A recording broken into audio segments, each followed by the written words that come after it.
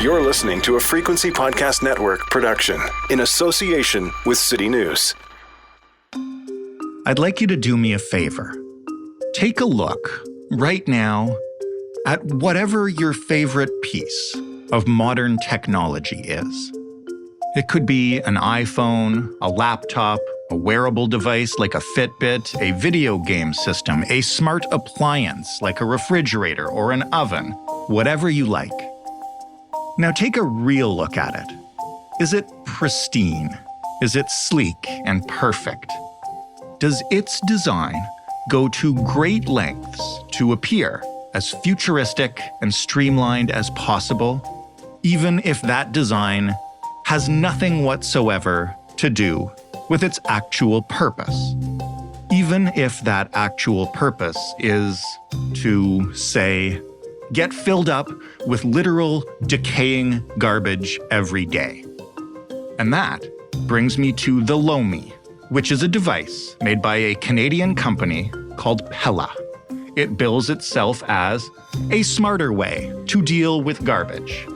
In short, the Lomi is an incredibly clean, sleek, beautiful piece of modern technology that promises to turn something yucky and disgusting, that also happens to be necessary for life, into a spotless, sparkling process that you never have to think about again. Which is what all technology promises, really. The Lomi just takes it to the natural extreme.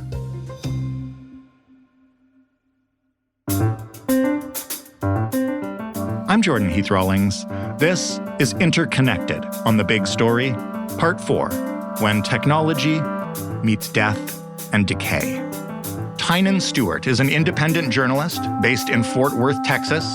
He wrote about the Lomi, and by extension, technology's relationship to decay, in Real Life magazine. Hey, Tynan. Hey, Jordan. How's it going? It's going really well. I hope this topic isn't too depressing, but I feel like our urge to conquer death is kind of universal. No, I would agree with that. It seems like there's a long history in humanity of trying to find ways to overcome our eventual demise, whether that's the search for the fountain of youth or in more recent times, sort of Silicon Valley's quest to find technologies that might, bring an end to aging as we know it.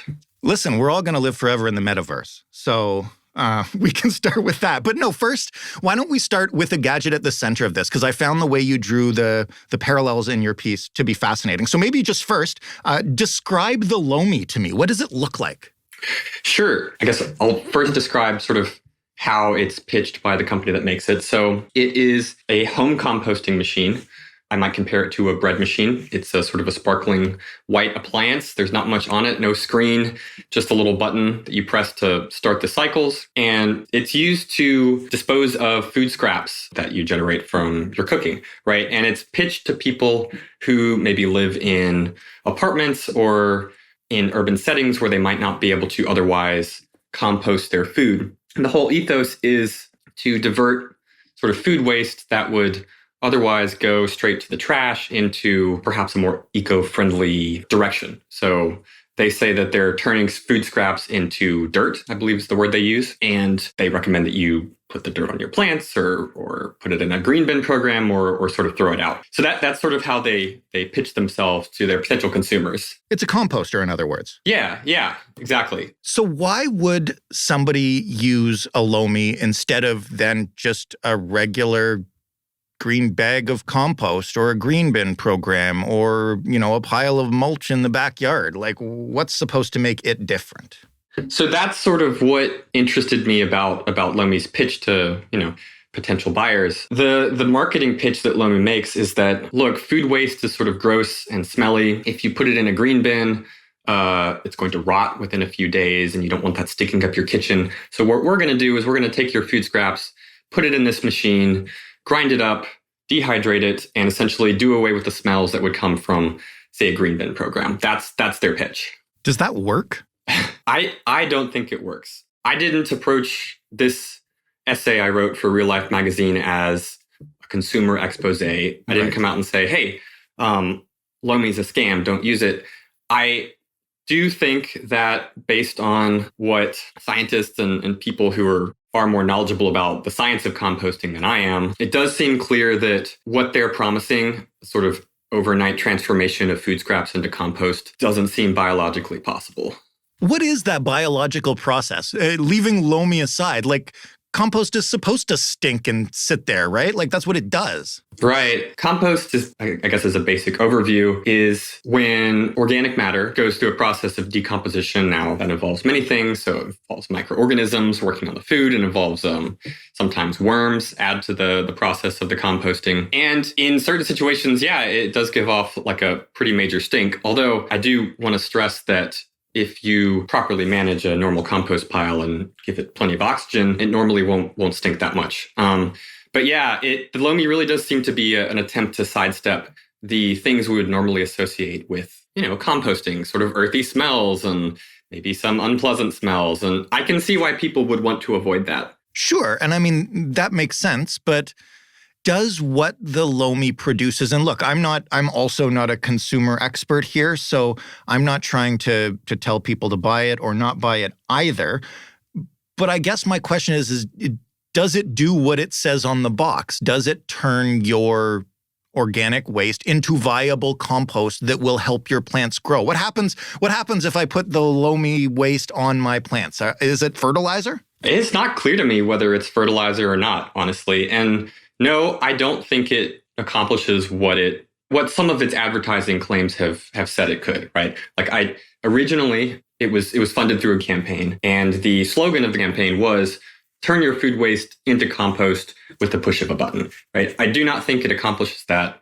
And it's interesting actually because the company's advertising and sort of marketing strategy seems to have pulled back from that, right?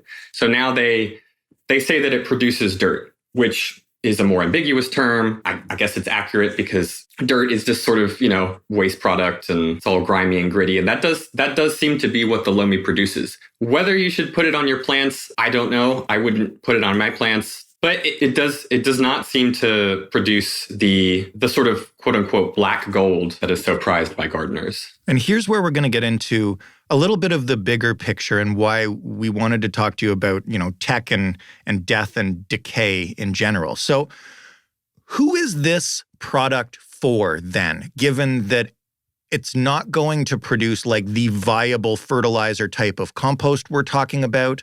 And if it's not going to do that, why wouldn't people just throw out the food then or toss it in the nearest green bin or whatever, get it out of their house? There's no real need for this product, yet people are buying it. Right. And I think that's really interesting. It seems to be pitched at a certain type of very eco-conscious urbanite, the type of person who lives in a situation where they don't really know how to deal with the food waste they're producing, right? You can't get around eating food. You're going to produce food waste. And I think people are more and more aware that food waste is a major contributor to climate change when it is put into the normal garbage streams. It goes to landfills, it rots in landfills, produces a lot of methane. Mm-hmm. And a certain type of person does not like contributing to that process. We don't like thinking that our actions are, making climate change worse. So I think it appeals to that type of person who wants to do good and wants to change their daily habits so they're more sustainable or eco-friendly. And also that person just doesn't want to deal with the mess. Correct. Yes. So that goes back to the other main thread or theme in Lomi's advertising, which is, food waste in general is just gross, right? That is one of their big pitches. They say that the company behind it, Lomi, is for people who don't like cleaning up. Lomi is for people who think garbage is gross. Their advertisements are filled with these great visuals of, leaky, smelly plastic trash cans full of sludge and rotten banana peels. And they really appeal to a sense of disgust in the sort of view of those ads. Right. It's like, you were disgusted by garbage. Here is a solution to that. And at the same time, it is a way to make you feel better about your sort of contribution to climate change. Now, can you draw the link for us from that kind of approach to marketing and the way that Silicon Valley sees messiness, death, and decay in general? Right. So I think it's probably worth stressing. Lomi itself is not strictly a Silicon Valley company. Right. It's homemade. It's Canadian. Right. Based in British Columbia. Its parent company is a company known as Pila. And it seems like they've been in sort of tech adjacent for a while. Their first big product was biodegradable smartphone cases. But it's worth stressing that the Silicon Valley ideology, for lack of a better word, of disruption, of we're going to break things and change things through tech, not just limited to California. It seems like it's more of a state of mind than anything else. But I make this link in the essay that I wrote between Lomi's general distaste for decay and decomposition and a trend that has been very prominent in Silicon Valley for at least a decade now, in which the owners and founders and the folks who have gotten rich off of technology have poured their efforts into avoiding death and its attendant decay and decomposition entirely. Can you give us some examples of that? Sure. So the founders of Google have poured lots and lots of money into a company that was originally called Calico with the goal of finding ways to slow down aging or at least prevent the sort of physiological side effects of aging, right? So the diseases of aging, the increased risk for heart attack, et cetera. On the one end, you've got the folks who are sort of attempting to slow down aging or stop the side effects of aging. And on the other end, you've got folks who foresee a merger of human and artificial intelligence, an uploading of brains to the quote unquote cloud, right? And I think Elon Musk and his company Neuralink is one example of that.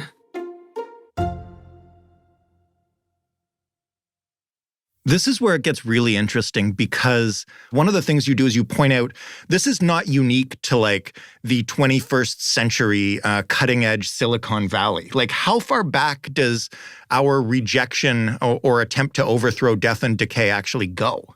I think it's pretty old. It really seems like humanity has an almost instinctual aversion to death, right? And I think we all know that on a sort of instinctual level. Like we don't want to die. We're afraid of death. But the example I like to cite is sort of the search for the fountain of youth, right? Sure. In sort of 14th and 15th centuries when European explorers were first colonizing America.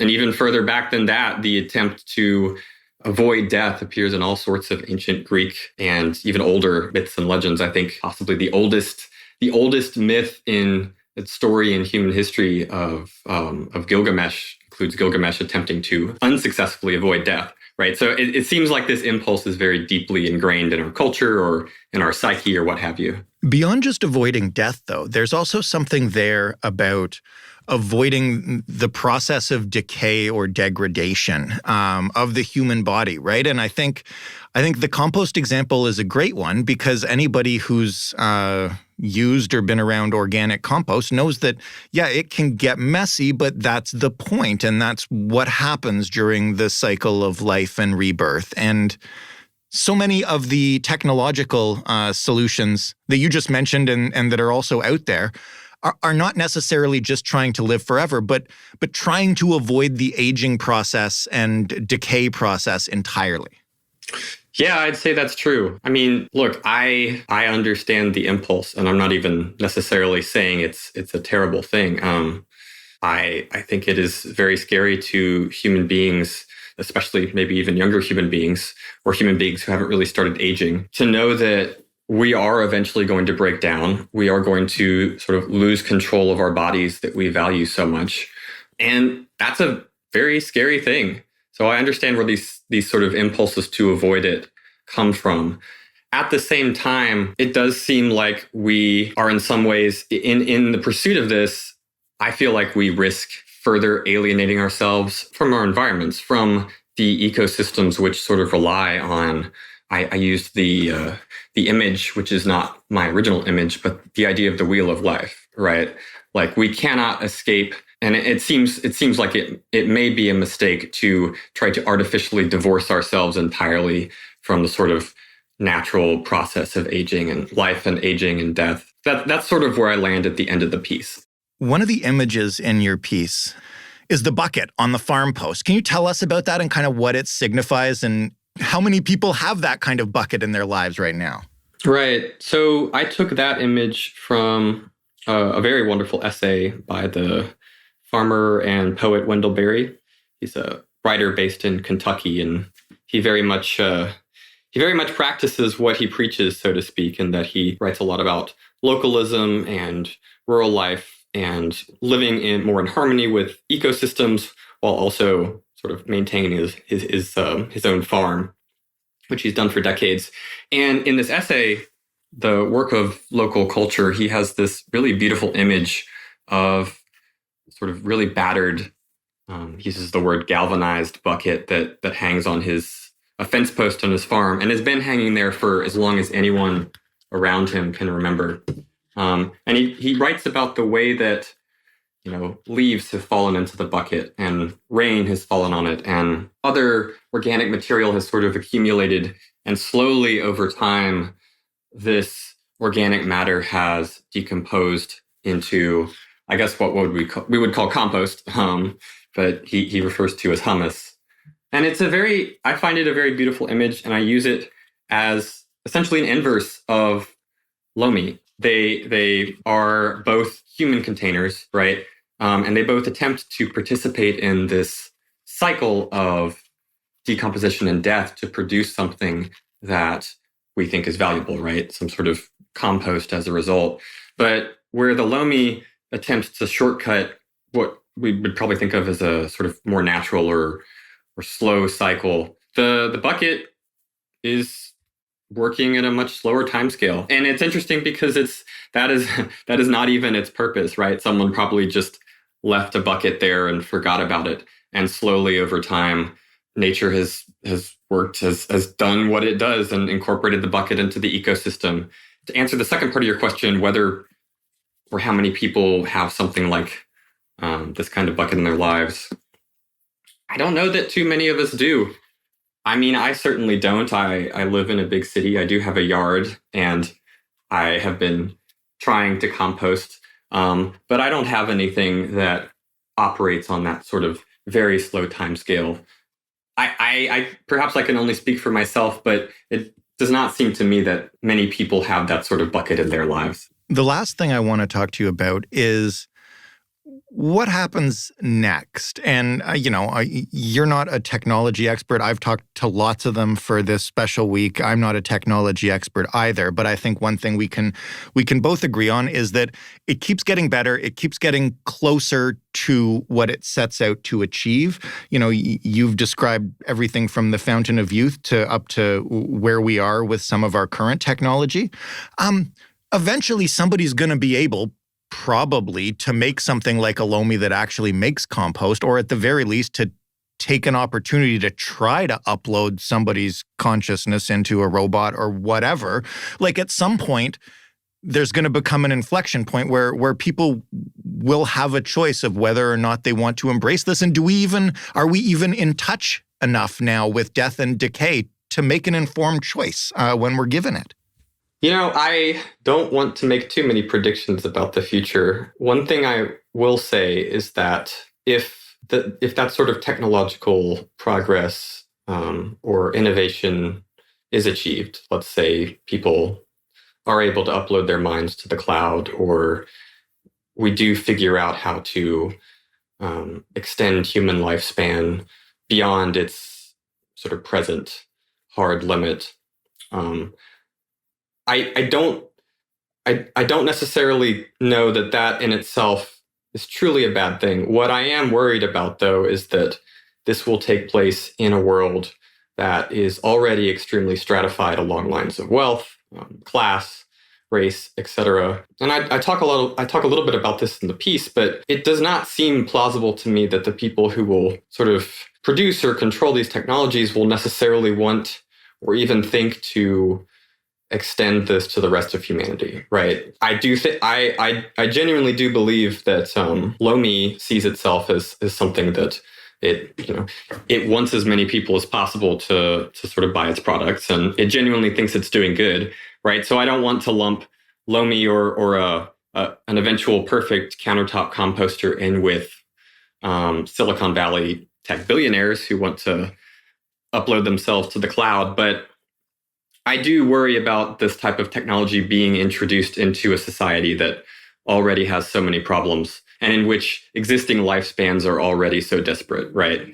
I'll just end by saying I think there are other ways that we can think about expanding most people's lifespans that we absolutely know work, like providing better access to clean water or universal healthcare, right? Like these things that we know will extend most people's lifespans. And that just seems like a better use of resources and time and effort than attempting a technological fix to aging and death to me.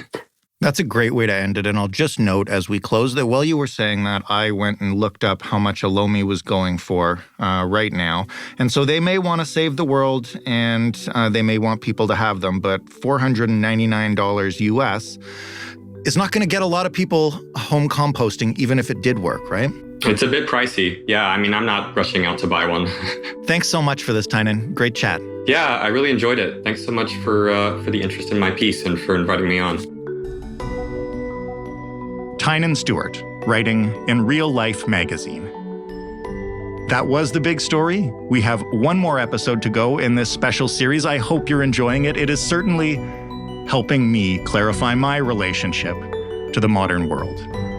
If you want to let us know what you think of it, we'd love to hear from you. You can find us at thebigstorypodcast.ca. There's a contact us form there. You can also find us on Twitter at thebigstoryfpn. You can just email us, hello@thebigstorypodcast.ca, or you can call and tell us with your voice, a very human thing to do, 416-935-5935. If you are enjoying this series or if you're hating it, one thing we'd love to know is what would you like to hear us explore in our next special series? All ideas are welcome. Thanks for listening. I'm Jordan Heath Rawlings. We'll finish this up tomorrow.